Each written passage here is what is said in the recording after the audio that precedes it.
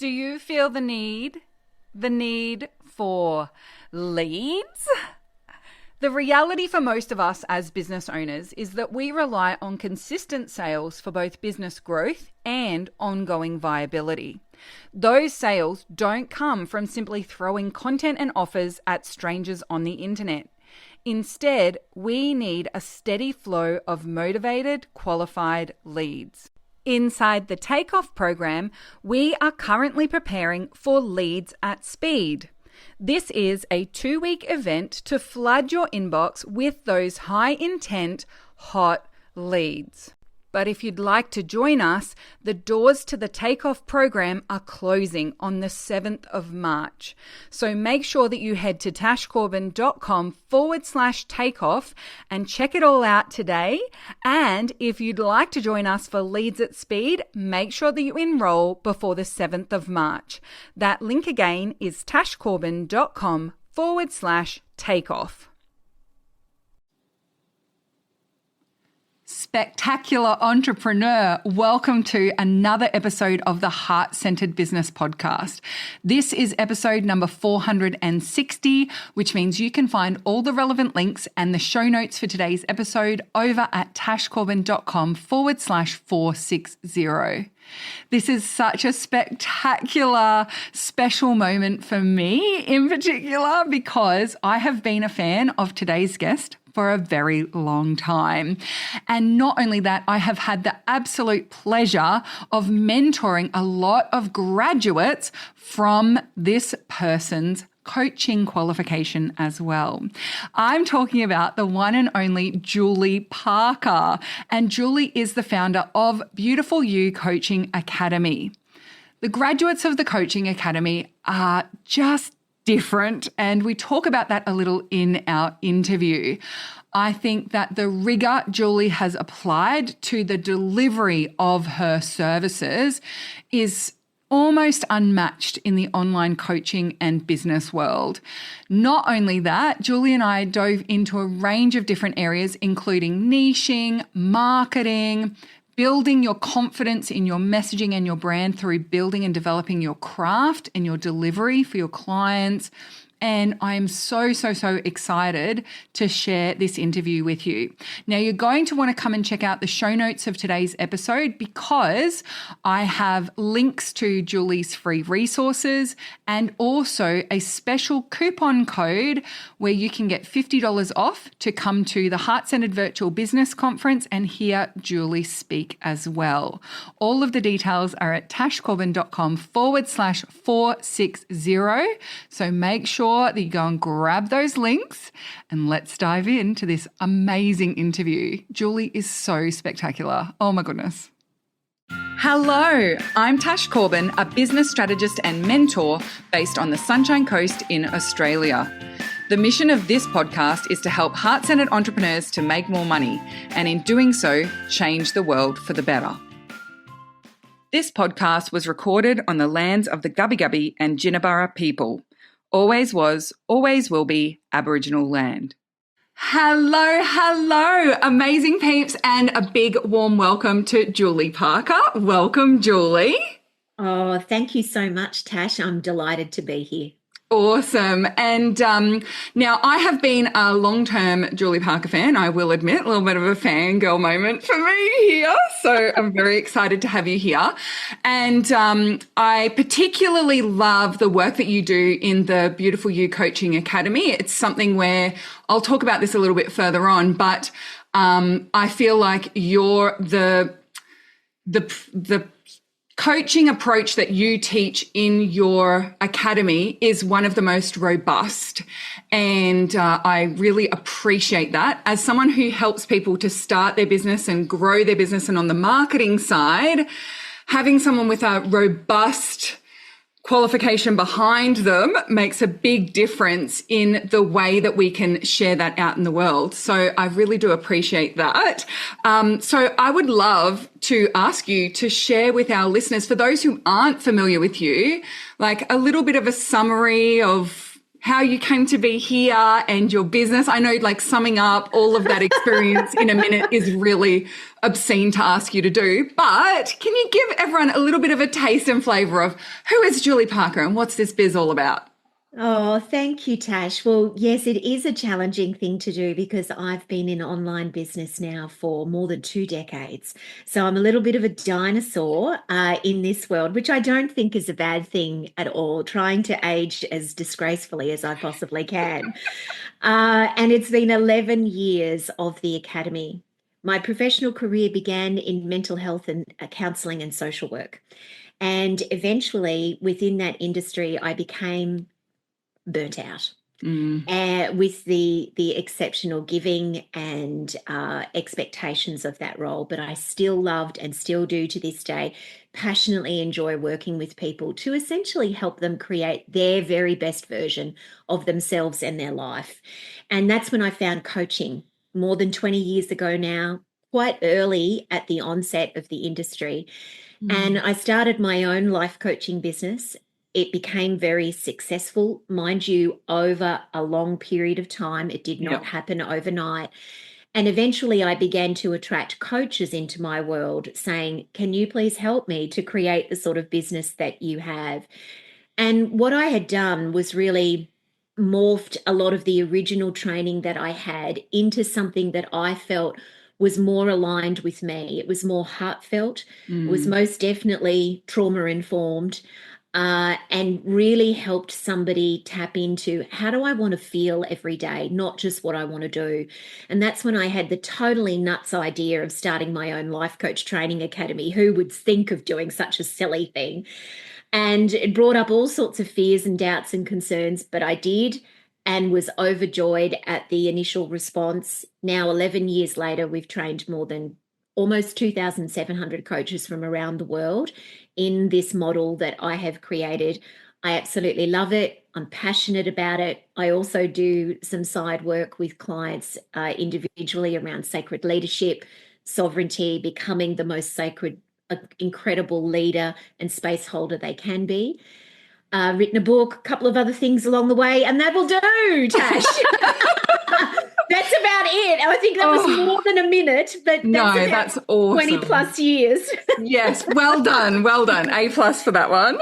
And I find it fascinating, actually. It's really interesting because you speak about that origin story of the actual coaching academy being that there was this new approach or this extra depth to the approach that you took, which kind of reflects my own experience as well. When I first started my business, I was really disheartened by the marketing strategies I was being told to use and seeing how coercive they were. And so that's where my consent-based marketing approach actually was born, was I want to market in a way that's trauma-informed and intersectional and doesn't bypass people's informed consent and all these kinds of things. And so if you don't mind, can I ask you, like, what were some of the things that you saw in other ways that people were being taught this modality that you felt like there was a gap, particularly, you've already mentioned trauma-informed, but were there other things that you saw where you're like, no, this needs a different or a more in-depth approach to the concept of life coaching? Yeah, absolutely. And obviously, Tash, I can only speak to the training that I had. And I think that this is where it's worth mentioning that for everybody, in case you're not aware of this, coaching has its origins in the corporate world, specifically in HR. And when it first began as an industry, it was very male dominated. I was the only woman and by far the youngest at about 28, 29 years of age who was in my life coach training class. Wow. Everyone else was a man. I was being trained by a man, and all these men, they were HR managers. They were middle managers in corporate who were essentially there to learn how to get more productivity out of their employees. Whereas for me, when I first learned about it, I felt that there was a way here for me to work with people on a more individual level around their life. And so I had to make a lot of adaptations for that. But some of the things that I noticed were that the the way of being taught around helping clients set goals was very surface orientated. Yeah. So an example of that is, clients wanting to lose weight, make $1 squillion, find a hot husband. Now, I'm not saying that any of those things are bad in inverted commas in and of itself. But if we take the weight loss goal, for example, we've all probably either had an experience ourselves or known someone that has dramatically changed their appearance and their body for whatever reasons and lost a lot of weight, but then been disillusioned at the fact that they still don't feel the way they really want to feel, which is usually something like vibrant, sexy, confident, dynamic, energized, all of those kinds of things. It happens for some people, but not for others. And so the model that I really developed and wanted to work on with people was like, well, how can we move away from the surface level stuff and really talk to people about, well, how do you want that weight loss or that hot husband or that money to help you feel? How do you want to show up as a human being every day? Because I know that it's not just as a size 8 or with a bit of candy on your arm. I know it's actually much more than that. So that's really the primary thing. And yes, the trauma-informed stuff, we've spoken about that. But that's really the primary thing there about who do you want to be as a person? Like, what is this really all about for you? And that was really the big gap that I saw. Yeah, absolutely. And it's really funny that you mentioned the weight loss space, because that was actually my first experience as a consumer of coaching. Was before I started my business, I signed up to work with a health coach, and it literally just felt like, how can you be more disciplined at flogging and starving yourself every day? Yeah, which is basically the operatus mandi of the, the whole diet industry. Yeah, that's exactly. Essentially what it is, where individual responsibility is firmly placed on the individual. Yeah. And there is not a lot of systemic things that are taken into account there, or the deeper really feeling into understanding what it is that someone wants here. And I think it's important to note as well is that what I began to see, and this is really how the Academy was born, is that it was creating success for people. And that's essentially how my business really grew and built, is that my clients began to experience deeper levels of connection with themselves, greater confidence, greater self-esteem. They were able to expand into how their most authentic and amazing selves. And that then created a flow of word of mouth marketing. And so when these coaches eventually came to me, I said, well, I need to let you know that this is not necessarily that I'm marketing myself in the most amazing way. I've got a website, I do some social stuff, I do a little bit of speaking, all that sort of stuff. What I believe is the success here is actually about the container that's held with my clients. And so really it's about your craft and skill as a coach. And that's really where the actual course and academy was then born, because I thought, I can't keep teaching all of these wonderful people one-on-one. I need to get them together. And that then helped them expand by them connecting with other beautiful people too. Yeah. And I think I first heard about you through one of your graduates, actually. And for me, that was just a revelation. I have to say this. I think I told you this when we Zoomed a few weeks ago, that I know if someone comes into my marketing programs with your coaching qualification, they're at a different level when it comes to their readiness to show up online. But also there's a lot of things I don't have to unteach them, like spiritual bypassing and that toxic positivity side and those sorts of things. There's a lot more depth to their understanding. And I think that's why the marketing approach that I teach around consent-based marketing is so resonant for people in your audience as well, because they feel that deep sense of like, it's not just in my delivery with my clients that I want to ensure that I'm really looking after them, but also in the way that I attract and get those clients onboarded as well. And so, I think that there's something really magical, right, in that the way that you are helping people to support their clients actually then makes them more ready to go out and not just serve those clients, but speak about their work. Do you feel that there is a difference in the marketing approach that people take when they've got that solidness in their belief in their work and that they can deliver? Absolutely. And Tash, can I just take 1 second to say thank you so much for what you just said? Oh. Because honestly, that is an extraordinary compliment to me. There isn't any higher compliment than someone can give a teacher or a trainer than to say, when I come across your graduates, I see their readiness, I see their skill, and that is just beautiful feedback for me. And so thank you so much for I just want to be clear, this is not me like blowing smoke up your bottom, right?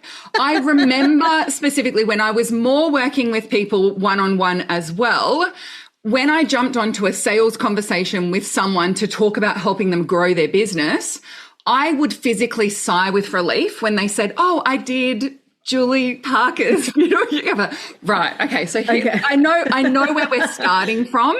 And I've been very vocal in my criticism of certain coaching qualifications because I probably see it more than you, right? Like I probably do, yes. The output that these coaching schools and qualifications and accreditations are spitting out. And honestly, it's night and day between the people coming out of your qualification, and there are other qualifications like yours as well. I'd probably say yours are my favorite, but and the others, because honestly, I feel like they're flailing, and I feel like they got lured in on this promise of this is a business in a box. All you need to do is learn these coaching skills and you will magically make the money as long as you keep paying us to keep coaching you to make the money. And it starts to become a little bit, pyramid schemey. Yes. And then there is this sort of sense of like, oh, I thought I was going to end up here, but I actually am nowhere near that. And I've got this qualification, and they're very, very passionate about what coaching can do. But unfortunately, they don't necessarily have the marketing skills, but they also don't have the depth of practice to know what their zone is, to know how they want to actually support and serve clients other than I want to coach them. So it's not lip service that I'm paying you here. It is a very real and meaningful compliment to pay you, and you absolutely deserve it. There is so much into your craft. Thank you. Well, thank you so much for that. That's amazing for me to hear. And in answer to your question that you've asked, there is most definitely a relationship and connection between the two that I believe is not paid enough attention to. Yeah. There is far too much separation that I see happening between, okay, you learn your skills over here, and then you learn how to market and message and share your message and marketing with the world over here. And I believe that we need to be paying a lot more attention to the fact that the first one deeply, deeply influences the second. And in particular, we need to understand both consciously but also subconsciously as well at a deeper level that you can have the most wonderful, shiny, incredible marketing, brand, messaging in the world. But underneath that, if you are not really sure and confident about your skills and your craft and the sort of transformation and service that you can offer your clients, those kinds of things will not mean a lot. They may get some people in the door, but then when you're not able to hold the space in the way that you want and help your clients get the results that they want, eventually a fracture will appear. if it doesn't actually appear right from the very beginning because you're not confident, grounded, and regulated enough in the skills of what you do. And it's important for me to mention, Tash, that this is the skills that you do in anything, not just coaching. Oh, It could absolutely. be healing, breath work, any sort of service-based modality. It does not matter whether it doesn't matter what it is, No. but there is a very deep intersection between the two that I think we need to pay a lot more mindfulness to. Yeah, absolutely. And little spoiler alert, this is what Julie is going to be speaking about at Heart-Centered Virtual Business Conference 2025, that connection between honing your craft as a powerful way to hone your message and be so much more confident and grounded in that message and have it do its job as well. And so, Julie, I'd love to hear from you what you see in the marketing and the sales space, because you also teach things like in your beautiful library, which we're going to link to in the show notes, like email marketing. And, you've got some really amazing tools, and you've got so much experience now in that marketing and online space. I'd love to hear your thoughts on, what's the deal with online marketing these days? Oh my gosh, that's a really really big question, isn't it? And I think it's a conversation that could go in many different directions. There's a few things that come to mind. The first is, and I know that this is very old school, but sometimes old school is old school for a reason. And that's because it actually works. I can't speak to the benefits of people really being clear about their niche and ideal client when it comes to successful marketing enough. If you are out there attempting to try and attract everybody to what it is that you do, and you're not clear about who this is for and what your lane is, that means that you're really throwing spaghetti at the wall. Yep. Right. Yep. And that is just not going to work. It's going to deplete you. It's going to exhaust you, and you're just not going to attract towards you what you really want. And so I think that element is very, very important. Yep. I think another thing that we all need to be genuinely looking at now, you mentioned about email marketing in the online space. We all know that the algorithm, Instagram, social media, all that stuff is driving us all batty. And it's designed to drive us batty. It keeps us dysregulated and keeps hooking in. I think social media is an amazing thing. We have used it very successfully in our business. I quite enjoy Instagram. I don't have the negative feels towards it that I know many people do, but I also have a boundaried relationship with it. But what it's showing to me, again, old school, we need to not forget about our email marketing. Yeah. We need to remember that when we build our email community, we own that. That's something that is ours. Everything we put out on socials is not ours. You don't own it. Once it's out there, anything can change. I'm old enough to remember when, the algorithm changed on Facebook from everyone seeing everything that you posted to that's not happening anymore. And wow, did it cause a kerfuff, and now that's just the norm. So I think that's something we really need to be paying attention to. And the last thing that is just really super important in the online space, which you do so beautifully, Tash, and really is your zone of genius, is around consent, trauma-informed marketing.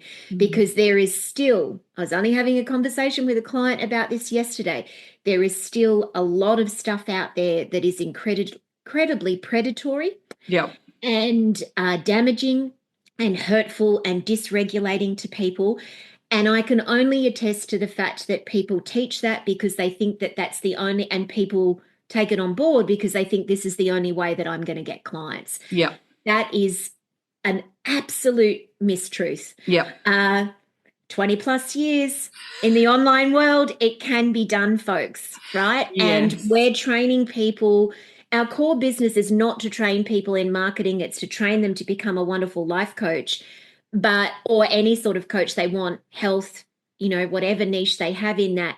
Yes, we do talk about marketing and how that flows through and how to get clients and things like that as a part of that experience. It's not the core of it, but everything that we do, and we're very clear about this from module 1 when people first step into to our world, is this is a trauma-informed space. And this is what this means. This is what you have to exhibit ongoing in your work if you want to be in this space. And you absolutely don't believe about anything that you see out there that says that you have to be predatory or do anything that's not soulful, supportive, incredibly trauma informed to build a successful business, because we've got some coaches in our midst that are extraordinarily successful, and I know future ones to come as well. Yeah, absolutely. Oh, I just love those 3 pieces. They are such great foundations for any business. And I particularly want to just quickly touch on the niche thing, because I do think it's one that I generally observe it's more challenging for people with a great modality, whether they do use EFT or whether it's a coaching modality or something that feels quite universal. It's the kind of thing where they feel like they can help everyone, they can help with anything. And so there is this resistance to really narrowing down and being clear on what is the work you're here to do, who is the person you're here to serve. And so I'd love to hear your thoughts on, like, do you see that sort of resistance that people have? And do you have any advice for people who feel like, but I could help so many people to like maybe overcome some of that resistance? Yeah, well, the first thing is that you can. Like, just because you're marketing in a particular lane to a particular type of person or cohort of the population does not then necessarily mean that you cannot work with anybody else that steps forward and resonates with you. Yeah. So we have to stop seeing things in such a binary way, because I think sometimes that's what happens, is as soon as we start talking about niching, lanes, zones, people suddenly feel, Boxed. I'm boxed in. You're not at all. You're just doing something that is going to help you attract your most ideal client towards you. And that's the word that I think we don't often pay enough attention to here to help with the resistance. This is about attracting the most ideal client, not clients who don't pay or clients who aren't ready or clients who are unsure about what it is that they even want or anything like that, but clients who are clean, clear, and certain about the fact that they want to work with you, right? And look, I've worked with clients before that have not been in my zone. They have been beauty pageant winners and Olympic athletes and all sorts of things, but they've come to me and said, I just know that you're the right person for me. And so we've had a conversation about that, and usually it has been, okay, I feel this too, well, let's go. Sometimes I knew that I wasn't the right person for them and found someone else, but it doesn't mean the boxing in that you may think that it does. And so try to melt that resistance for yourself. And the other thing is too, is if you're not certain about what this niche or zone or lane or ideal client is for you, just get out there and do your thing. If you're not somebody that can cognitively decide it for yourself with help and support, because we do a lot of really in-depth niche work in our course to help people with this. But ultimately, in the end, for some people, the only way they can feel grounded and sure in what their niche is and what their best zone is by actually trying a number of things out and doing things experientially and then having it come to them that way. Yeah. For example, I've known health coaches that have thought that or people that have wanted to move in the zone of health and then come back and said, I don't want to be having conversations with people about the calorie or macro count of avocados. And I'm like, okay, this is good findings, right? This is good. It doesn't mean you don't go in the health zone, but it tells you about the sort of conversations you're not interested in having. Exactly. This Yeah. is refinement. Yeah. This is helping you move in a particular area, and you found that out from what you've been doing. So Yes. Yeah. there's a lot of ways to work through the resistance, and also just be kind to yourself, because it's okay to have it. Yeah. Because particularly as women, we're still being sent messages, you need to be all to all. And Yes. so it's no wonder that there can be resistance that comes up around this. Yeah. I think it's also layered not only with being all to all, but then also needing to be the best in order to not feel imposter syndrome or like, who do you think you are? You're not allowed in this space unless you're perfect. DEI hire, you know? We've got seeing that debate all ripple through the world again. And so, yeah, I love that take on it and that being gentle to yourself, because I think as well, a lot of people have a preconceived idea of what a profitable business idea or coaching business might look like before they embark upon their particular qualification. And then it's sort of that rigid holding to, oh, but this niche has the most money or will be the easiest to extract money out of. And so therefore I have to stay in that space. I mean, I even experienced it myself. When I first started my business, I thought I was going to do career coaching for people in corporate. And I had 3 people that I did an interview with and then gave them a free coaching session. And after that experience, I was like, I don't want to talk about like trying to get your voice heard in the boardroom anymore. Like, I left the corporate world for a reason. Every single one of those people, my advice to them was start your own business, right? Like, I was just like, forget the Steves and the Jareds of the world. Just start a business. You can do it your own way. And so that was actually where my business was born from, was going in to actually work with people and immediately just having this full body response of like, I don't want to have to navigate conversations about mediocre men like stealing the spotlight in this way. And I don't want to help people try and succeed within those structures. I actually want people to come out of those structures. And so but that's what shone that light on there. And so, yeah, I love that advice of like, just get out there and just help some people, work with some people, apply this amazing craft that you have, regardless of whether it's coaching or what, like apply it and see which things light you up the most. And I have one little umbrella extra nudge on that one. And that is, one of the things I also see for people is that they take that approach and they kind of love helping everyone. And so then they try and describe their niche by blanketing over every single person they've ever worked with before. And it just ends up being people who are ready for change, or people who, you know, are motivated to have new experiences in their life. And so it becomes really vague again. And so that can really also vague be a and risk. Yeah. Oh, absolutely. Really vague and very generic. You know, like stuff, like I'll give you a perfect example of this, and it's totally okay, because if somebody has never owned their own business before or been used to marketing themselves and what they do, it can be a very, very big leap into that. And it's so one of the things that we sometimes see is, you know, someone might describe, and I see other coaches do this too, or other, you know, space holders, is, you know, I work with anyone going through a transition. Yeah. Oh, yes. Right. And it's like, well, but here's the thing. If you had a really, I'm going to use the word proper. I don't know whether that's the right word, but it's one that's coming to me. If you had a proper, correct, and deep understanding of what coaching actually is from a theoretical perspective, then you would know that every single person that wanted to work with a coach or was working with a coach was undergoing a transition of some kind. Yeah. Otherwise, they would not be working with a coach, because coaches are change catalysts.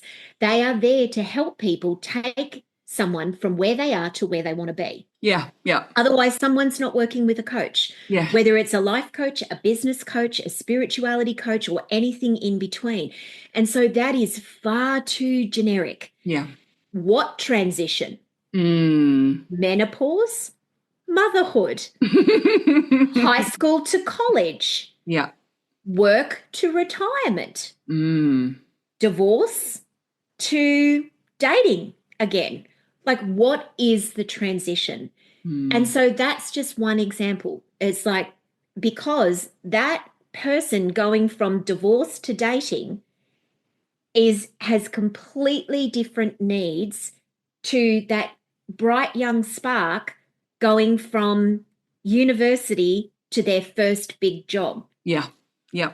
Right. And trying to think, yes, you will have generic skills that will be able to help both of them. But also, can we not dismiss the fact that that woman, that 45-year-old woman going from divorce to dating in comparison to that 22-year-old young man about to step into his first job at PwC or whatever it may be, have different needs. Yes. And those needs deserve someone who is devoted to them. Oh, I love those words. That's the quotable of this episode. So beautiful. I also think if either of those people saw content on social media that said how to navigate your next big transition, neither of them would be interested in it.